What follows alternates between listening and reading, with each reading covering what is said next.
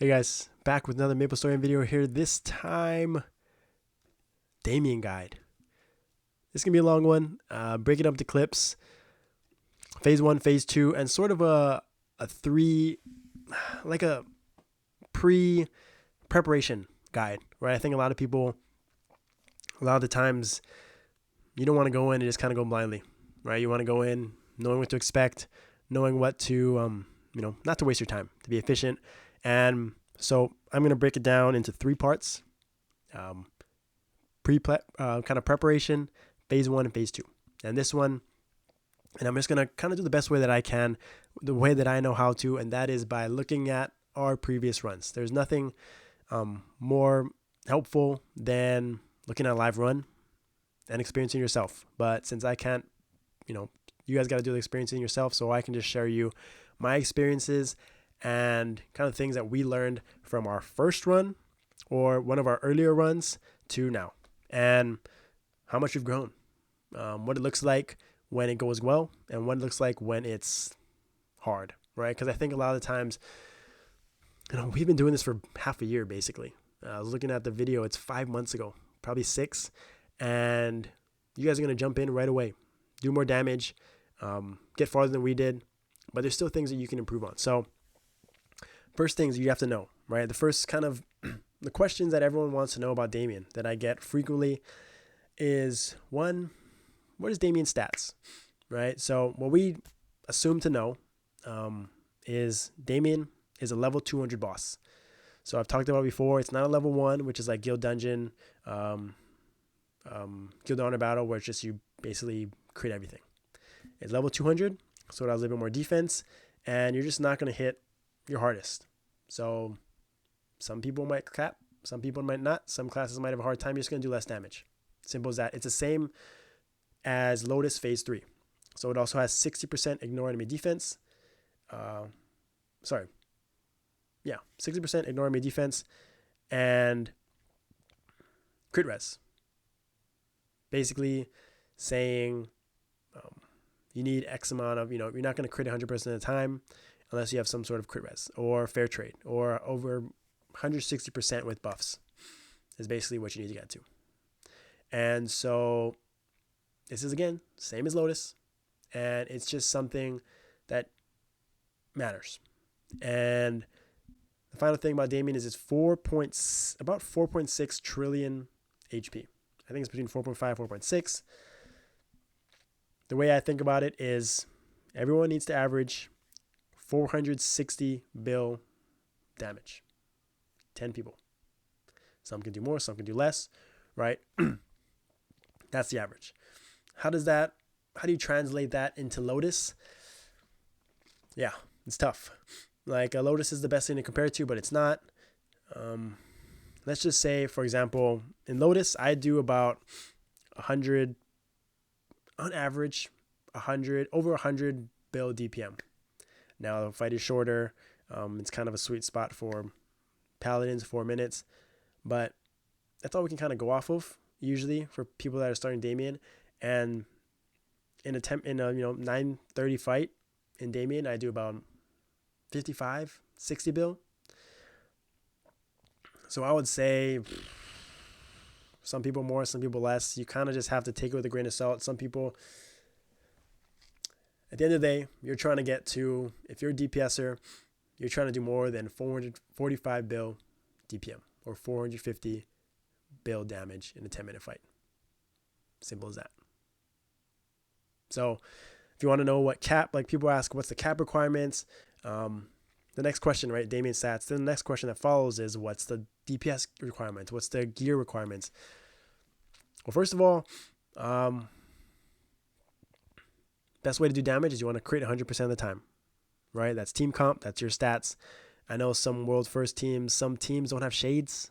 Some teams don't have Sias. You got to find a way to crit 100% of the time. Step number 1, do the most damage.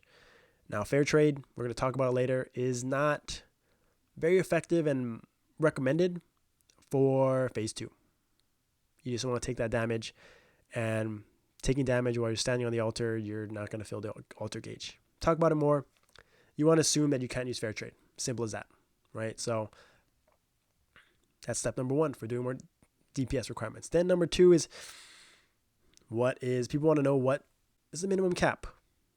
Again, let's just say world first clear, they were averaging on their team 25 to 27 mil cap. I would say on our team, we're probably around 30 mil cap on average. So take that with a grain of salt. Figure out, do what you want to do with that. That's obviously with the current meta, with rebalances coming and things like that, more stats and, better mechanics. But think about this. These are the teams. We were the second clear in the world. They were the first. Assume we had the best mechanics in the game for Damien. You have to assume that. And so we can kind of get away with having less. I guess we can say we maximized our cap and our damage. It's a little, just take that with what you will, right? It's just not that, cut and dry. That's why I don't say cap. It's more just, you just need X amount of damage. You just need, some gonna have more, some gonna have less. Some players are gonna be better than others, things like that. It's tough. It's tough to damage, put it that way. Second, gear requirements. Next question is about cap. Then it's about HP. Again, HP is tough, right? I know some people that rolled HP % potentials. I know some of the world first clears did. Some other classes did. It just feels nice to have more HP. It always will. It always does. Sacrificing DPS potentials like physical damage, magic damage, boss attack, case by case. But we have people that have less than, so 190k is sort of that nice. You can survive a dash if a dash goes the wrong way. But if your team knows what they're doing, you're not going to get hit by dash. Just the aggro, just the main DPSers, and they'll probably have 220k plus, 200k plus HP. So I would say 4 on average. Like, we have some with less, and they do just fine. Now, the less you have, usually if you're taking the altars, which I'll talk about later on as one of the most important things, and you got to take orbs, which take for 40k per tick, and there's 3 of them out there. So that could be 120k real quick. It's not easy. Let's be real. It's not. More HP, the better. I would some people recommend 220k. Some can survive with 180, 190. There's no correct number. I would just say, some people just can't get there, right? If they don't have Absolabs, they don't have the Absolab hat or the overall even, you're just not going to get there. Doesn't mean you can't clear, but I would say the aggros, the top DPS, some of your players have to have more HP just to survive and tank the dash. 190k plus, 200 plus. The rest of the team, probably the bottom half, support classes especially, you can probably get away with 160k, 180k. But you kind of got to figure that out on your own. It's tough to just give us a specific number because the more the merrier. Yeah. Next thing you need to know. You need to use and have the skill Blink. It's a V skill. You add it on your matrix. You can blink. It teleports to the boss if you tap it. And if you're in the air and you hold it down, you will fly with it. I talked about it for Lotus. I've used it in Damien. Everyone needs it. No ifs, ands, or buts. Everyone needs it, knows how to use it, and knows when to use it. Simple as that. Gotta have it. Defense Smash 4, gotta have it. Simple as that. Gotta have it. And that's all I got for gear requirements, DPS. Then the last thing is kind of team comps. Team comps. We're going back to 100% crit rate. There's just some classes you need, especially without fair trade. Bishops, Paladin, they're a must. I know teams that cleared without a Shade. I know teams that cleared without a CO. These classes provide more crit rate and more crit res. Makes it a lot easier. If you don't have them, you got to have more crit rate as a team, or you just won't be critting 100% of the time. And I'm telling you, if you're critting 95% of the time and not 100, that 5% adds up. 1%, 2%. It's not 5% less damage, obviously, but say it's like 2% less damage. That goes a long way. It just does. Difference between a clear and a pass. You need to get that 100%. Figure it out. Team comps. If you don't have people on your server that don't, that aren't shades or well-geared enough players that are Sias or whatever it is, you're going to have to re-roll some crit rate, Legion, link skills, whatever it is, figure it out. You got to crit 100% of the time. Kind of just as stable without fair trade. Number 2, team comps. Things you got to think about. Now, there's no set in stone. I've talked about Damien, top 10 classes, ranking them. Let's be honest, there's a lot of classes that have cleared. They can support, they can DPS in certain ways. You can clear with what you got. But you got to think about things. Think about party heals. Things like Bishop heal, Phantoms taking heal as a stolen skill, Fountain, Bishop Fountain, Phantoms taking Fountain. I heard Xenons have party heals, Demon Slayers have party heals. If you're a class that doesn't have some sort of self heal or party heal, it's much more challenging for you to perform well consistently and stay alive consistently. You need support skills, right? You need Phantoms. The more Phantoms, the better. Just straight up res, time leap, party buffs like meditation, monkey magic. They have Synchro. They have Dark Sight. They can take Fountain. They can take heal. Phantoms, I've seen some teams clear like 4 or 5 Phantoms. It's just absurd. They're just so good. Like, you need Pallies. You obviously need like Bishop for the Bishop buffs. It's tough without Advanced Blessing. It's really tough. It's tough without Combat Order from a Paladin. Even if you can get decent skills, it's just not the same. Shades obviously for their splits. Sias for their crit res, their V3 res skill. You can't always have this, but if you can find players that are good at their class, know how to use their class, know how to do DPS, that are pretty well geared, you're gonna find classes that have support. It just makes it, room for error, greater room for error.